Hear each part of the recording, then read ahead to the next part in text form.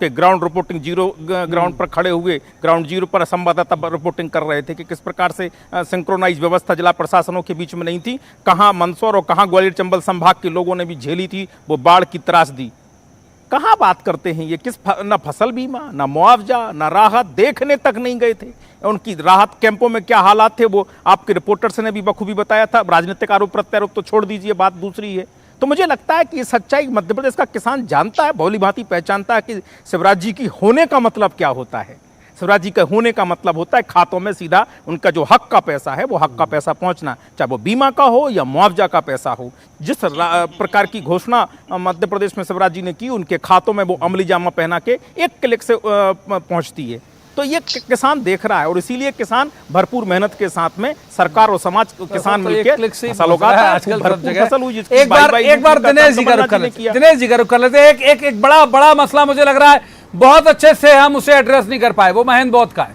दिनेश जी, महेंद्र बौद्ध बड़े नेता हैं, होम मिनिस्टर भी रह चुके हैं अगर मैं गलत नहीं हूं तो, और वो चिट्ठी लिख रहे हैं, वो बड़े तल्ख आरोप लगा रहे हैं उसमें। वो कह रहे हैं कि कांग्रेस के अंदर जो एससी लोग हैं उनको पूरी तरह इग्नोर किया जा रहा है, बाहर से आए लोगों को इंटरटेन किया जा रहा है।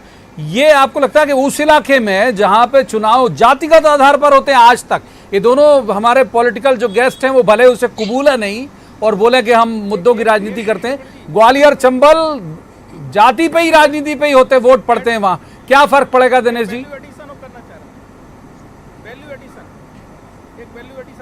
बहुत फर्क पड़ेगा प्रवीण जी। आप ये पत्र पर मत जाइए, आप तो उस विजुअल को याद करिए। रजनी जी कुछ वैल्यू ऐड करना चाह रहे हैं, बहुत उत्साह है। रजनी जी वैल्यू ऐड जल्दी कर दीजिए, फिर तीसरे पैमाने के पास ही जाना है। मेरा कहना यह है कि महेंद्र बौद्ध जी ने अपनी पीड़ा सभा में व्यक्त की थी जब दिग्विजय सिंह जी सभा में थे। अभी 3 दिन पहले की बात है और खुलेआम कहा था कि जो आपने फूल सिंह बरैया जी को टिकट देकर हम लोगों के साथ अत्याचार किया है, हमारे पास लिखित तमाम प्रकार की बातें खुल के भी वही बात करो, वैल्यू ऐड नहीं है, भाषण में भी दिखाया, रिपीट कर रहे हो, यही लिखित में भी यही कहा, लिखित में भी यही कहा है, सब जगह यही हालात हैं। दिनेश जी जवाब, रजनी जी पर्याप्त वक्त दिया, दिनेश जी को सुन ले, दिनेश जी को जल्दी सुन लेते। दिनेश जी बिल्कुल। प्रवीण जी आप देखिए कि उनकी जो पीड़ा है वो ये है कि लगातार कांग्रेस में उनको साइडलाइन करने की कोशिश हो रही है।